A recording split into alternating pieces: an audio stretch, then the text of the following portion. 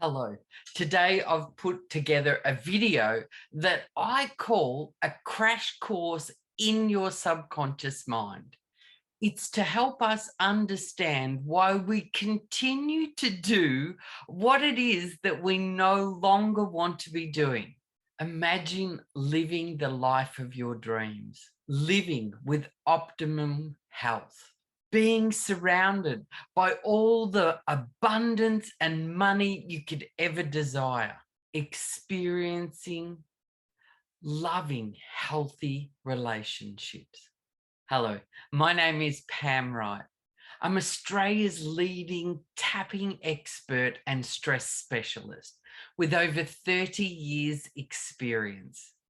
I'm the founder of the Personal Empowerment Process, PEP, and a gifted trauma specialist. I'm certified in many different modalities, EFT, a master faster EFT practitioner, NLP practitioner. I've studied hypnotherapy, be set free fast, havening, so many different modalities. And all of these modalities have helped me to create my own special healing formula so that I can get life-changing results for my clients. Why I do what I do and my journey. So back in 1996, I was diagnosed manic depressive and I was curled up in a corner rocking, wanting to kill myself. I just couldn't find my way out. And I was right at the point where I was deciding to take my own life as I stood on the edge of a lake, when I just thought there had to be something. There had to be something that could help me. So I went on to counseling, and it was through that counseling, and it was about a year later, I accidentally discovered emotional freedom technique, EFT, and instantly my perception and my emotional stability changed from that moment forward, because I did find that there was an answer. It was, even though I had instant results, there was work that needed to be done, or clearing and past traumas that I needed to resolve.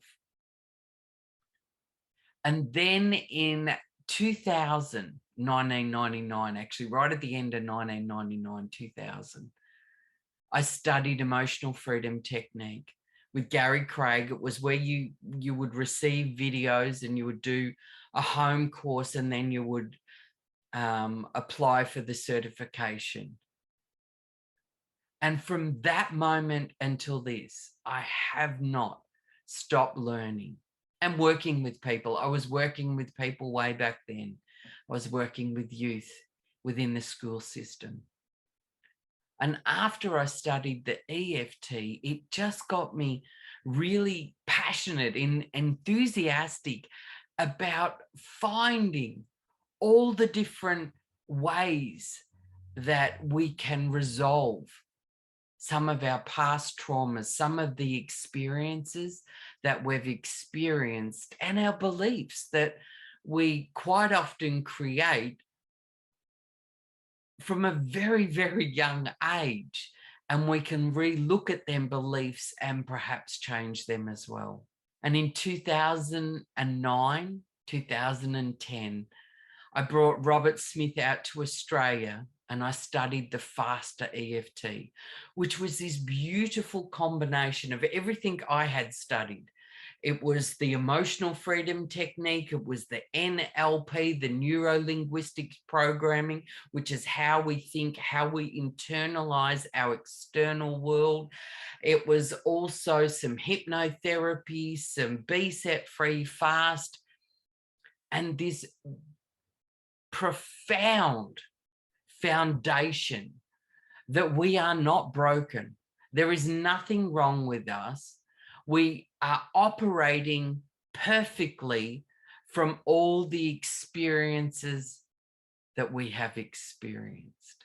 And since then, I have been using the faster EFT, and later on, I've started to incorporate some havening into the process as well as when I'm working with clients. If I find that something that I have studied along the way is the best approach for that person at that time, I will also bring that in and use that process as well. But doctors are not necessarily equipped to deal with the source of the stress. Another interesting fact is that we are the only species on the planet where thought alone can trigger our fight, flight, and freeze response within the body. So for instance, if a gazelle's feeding and a lion chases the gazelle, 15 minutes later, the gazelle can be eating again. If we were chased by a lion, how long do you think we would be chased by that lion? And the answer is, for most of us, the rest of our lives. It is thought alone that now triggers the fight, flight, and freeze. So in our modern world, we're not running from lions or dinosaurs or whatever. That could be an ex-partner. It could be a boss. It could be someone that we've had a disagreement with, and the mere thought of them triggers the reaction within our body. So if we begin to understand what stress is our body's reaction to perception. So this is why in certain situations, different people respond differently to the outside stimuli. An example is the boss comes in, there's two workers sitting there, he yells at both of them and he walks off. And one of the people sitting there just goes, he must be in a bad mood, and gets back to work and does what needs to be done. The second person is furious. They get up, they kick the desk, they walk outside, they have a cigarette, and they're fuming. He doesn't like me. He never likes me. So the exact same event happens, but our perception of what happens is what really triggers our response to the outside stimuli. The post-traumatic stress disorder, I think, should be called something completely different, but that's just me. Because it's a post-traumatic event that is being triggered in the present moment, and we're responding to that trigger. So I believe it should be called the post-traumatic stress response, because it's how we're responding today because of something in our past. It is not a disorder. It is the body working perfectly to keep us safe. The body is a chemical soup. When the fight, flight, and freeze is triggered, cortisol and adrenaline is flooded through the body so that we can either run, which is the flight, or we can fight, we can defend ourselves, or we freeze. And it is the chemicals that create that reaction within the body. So they can be very beneficial. But when we experience these chemicals or these hormones long term, it can be very detrimental to the health. And of course, we also have the opposite to this, the feel-good hormones, the dopamine, the oxytocin, the serotonin, and the endorphins. And all of these are the feel-good hormones. So it is our perception that determines which hormones are going to be secreted into our body. Now we're just going to have a deep dive into our perceptions. So from the moment we are born, we start to experience life. And then from all our experiences, our memories, and our beliefs, we start to create our identity, the identity of who we think we are. So for instance, if someone was just a little bit timid and in social situations when they were very young, they become overwhelmed and they would draw back a little bit. Over time, what happens is they start to get labeled, perhaps, oh, look, she's just a little bit shy, or she's reserved. And then what happens is they start to hear that, they start to understand what shy and reserved means, and then they start to believe that they're shy and reserved, when really they were just responding from an overwhelm of outside stimuli. But as they now believe that, they start to play into that as life moves forward and as they grow older, and even as they get into sometimes adults and middle age, they still have this behavior and they believe that it is truly who they are. But in investigating and looking at their past experiences and memories, we can unwind some of that, and we can clear some of that, and they'll find that actually they're quite social. So anyway, so from our identity, then we have our thoughts. So thoughts come into our mind about a specific thing. So I'm just going to give you an example of this. So I'm going to go right back to the start. So experiences. I was born to a mother who always wanted a boy, and I was the third girl. So I would hear stories about she always wanted a boy and we were always going to be called Lawrence Allen. And then when I was 2.5 years old, Mum finally got her boy, and Laurie was born, my little brother. But this had an impact on me. For that 2.5 years, I knew that my mother wanted a boy and I was a girl. So I started to create memories and to have experiences that reinforced that I should have been a boy. So of course I became a tomboy.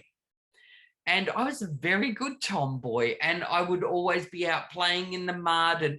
And not that this is a bad thing, but I don't think it was a natural thing. I don't think I had a choice of any other experience, because I was wanting to please Mum. I was wanting to make Mum happy.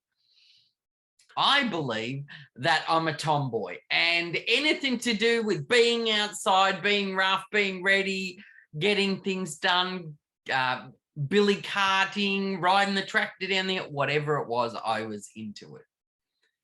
But then what happened as I got into my teenage years, when I was asked to go to girly things, of course, my thoughts around that was like, no way. Why would I want to do that? And then I would have feelings around that. And the feelings would be, no, I don't want to do that. That'd be boring. That'd be dull, like stupid. I don't want to be a part of that. And then, of course, my actions would be that I don't show up and I don't go to whatever it is. So you can see how this natural progression of all the experiences, the memories, the beliefs, my believed identity, what I identify with, my thoughts, my feelings, and my actions. And what happens is the subconscious mind, in a nanosecond, will check all of these when we're asked to go somewhere, do something that we're not even consciously aware of it, but it just goes zzz, yes or no, and it will answer or respond. Then the other thing that happens with this, I call this the embitfer, The other thing that happens is when people are struggling, when they have a challenge in their life. So let's say they have a challenge with gambling in their life and they go and seek help. So very often what's looked at is the thoughts, feelings, actions, result. So that's what's focused on. That is what, it's like, well, don't go to the clubs. Limit yourself when you go. Like, it's all these actions and results, and sometimes some feelings and thoughts could be looked at. But if we go right back inside and find the experiences and the created memories, and we change it at that level, the rest automatically change. So we're not constantly trying to use willpower to change our results, because willpower, very finite, runs out. It's overrated, so overrated. So we look back at our experiences and our memories, and we change them, and we change our beliefs and our identity, and then the rest change. Once I went back and changed my memories and my experiences, of course, Mum took 3 times to get it right. And I was the absolute perfect daughter for her.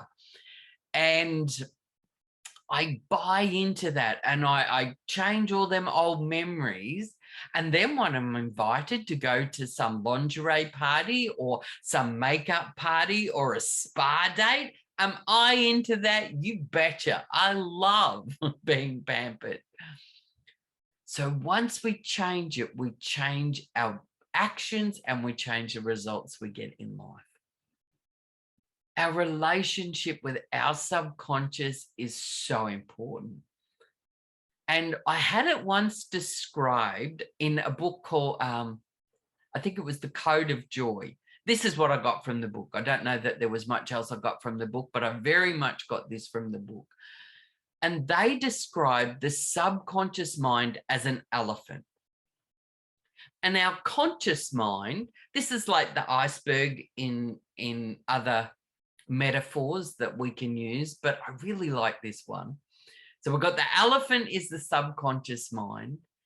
And then we, the conscious mind, the part that we're aware of, is a flea, a little flea, right on top of the unconscious mind there. Unconscious, subconscious, I use them all I switch them around 100 times. I do believe there is a slight difference, but it doesn't, on a basic level, it doesn't really matter. So the flea is riding the subconscious mind, and the subconscious mind will take you where it wants to go. And this is why we continue to do things that we no longer want to be doing. Consciously, we want to be changing our behavior. We want to be doing something different. But subconsciously, we continue doing what we don't want to be doing. And that's because the conscious mind's going this way, asking the little flea's asking the elephant, I want to go left, and the elephant's like, I'm going to go right. But over time, when we get in alignment with the subconscious mind by clearing past traumas, decisions we've made, beliefs that we have, we can start to work together. And more often than not, we are going in the direction that we want to be going in. We start behaving in the way that we want to behave. But not always, but a lot more of the time. The closer that relationship, the more in alignment with where we want to be going. Whenever we come up with an issue or a challenge, we start to ask why. Why do I continue eating the foods I don't want to be doing? Why do I continue smoking when I don't want to be smoking? And what happens when we ask this question, why, is we come up with all these reasons. Just like in the diagram here, it's our culture. It's God's plan. It's the economy. It's a sin. It's a virus. It's my past. Bad karma, past life. It's in my genetics. It's the brain chemistry. Life lessons. I picked this life. I've just got to deal with it. It's my parents. They're the reasons why. And what happens when we're asking this question? We're looking outside of ourselves more than internally. And when we think it's our parents or the government or whatever, we're wanting to change something external from us. And it's near impossible. We're always saying, if he changed his behavior, if she changed her behavior, I'd be fine. And what that can do is it just reinforces the issue because you've got no control over it. There's nothing you can do. It's the environment. As I said, it's external. It's something external from you. But the first big step you can do is take responsibility. Whatever is in your life, you take responsibility for it. It's called the upper model of the world. The lower model of the world, we're blaming, shaming, and justifying. But in the upper model of the world, it is what did I do or not do that has contributed to this problem, issue, challenge? What did I do or not do that has contributed to this situation? And then you have a choice, and you have a choice to be able to do something about it. Many, many years ago, when I first discovered the faster EFT, Robert coined the phrase avoidaholics, and I just thought it was brilliant, like so brilliant. Because when I was doing the youth work with all of them youth that were really having a lot of issues and challenges in their life, and they were doing a lot of this, they were doing a lot of the drugs and a lot of the alcohol and a lot of bad behavior. And when people were addressing it, they were always talking about the drugs and the alcohol.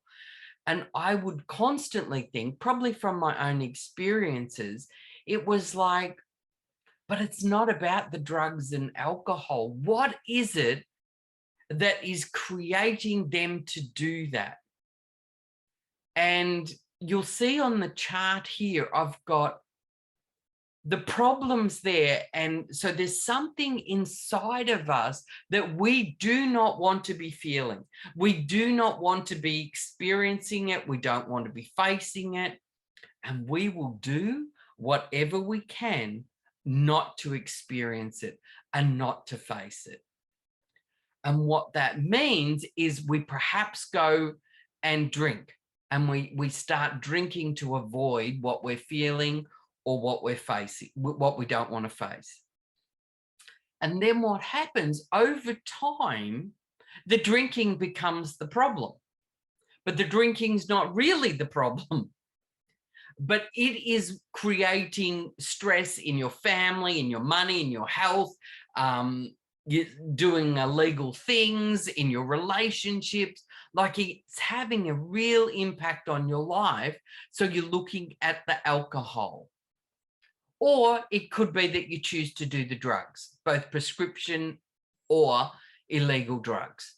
And you're avoiding, once again, whatever it is inside of you that is challenging you, that is uncomfortable, and you look at the drugs to solve or to help you with the issue. But then over time, it gets more and more and more, or it doesn't work, and you continue to increase your use.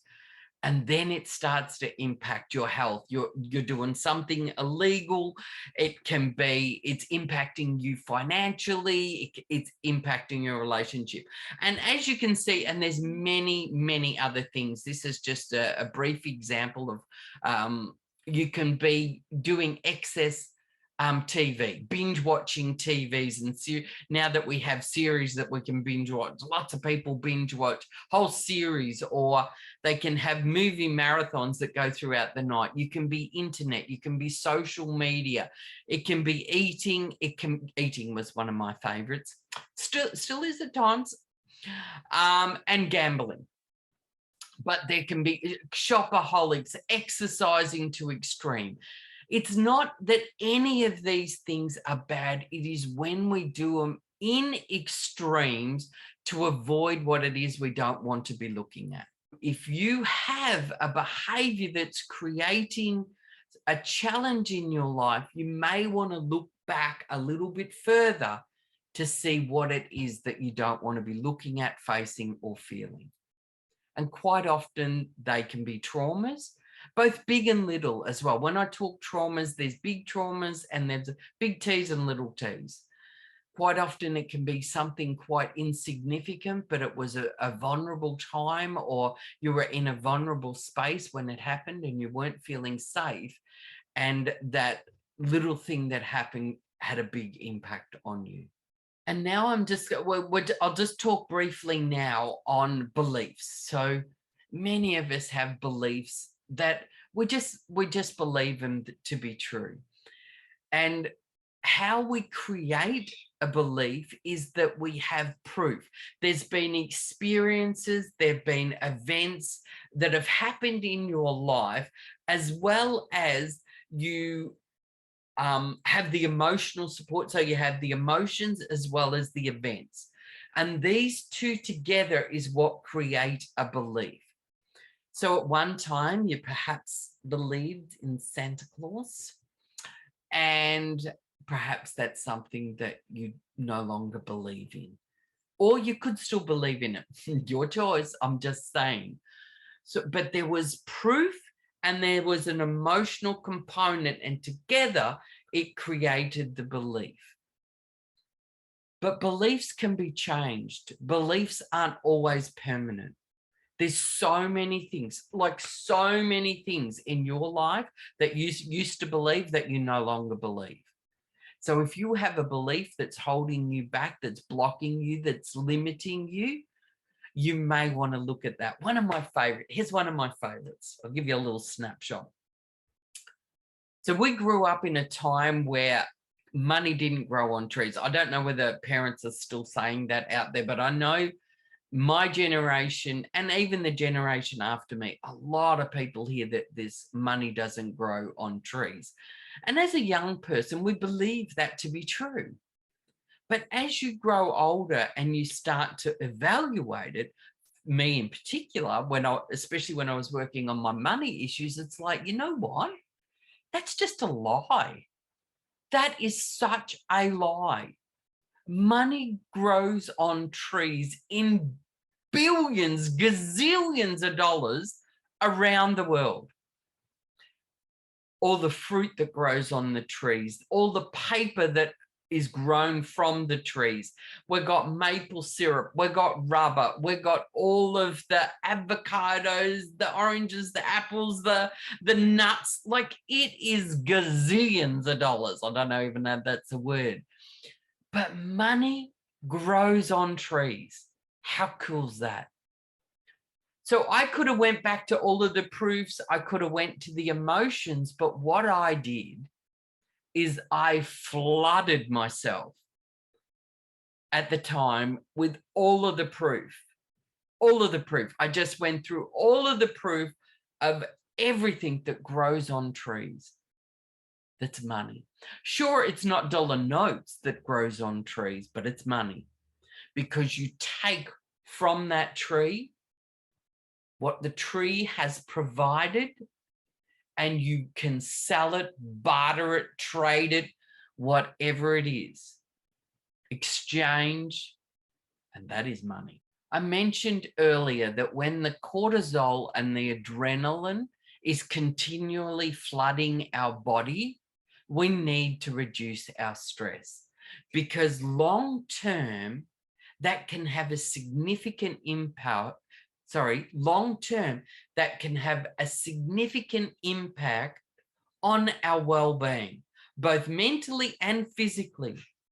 Over the years, I've worked with many people that were experiencing physical illness and they were unable to heal, even with the right operations, the right medications, the right procedures that had worked for other people. It wasn't working for them.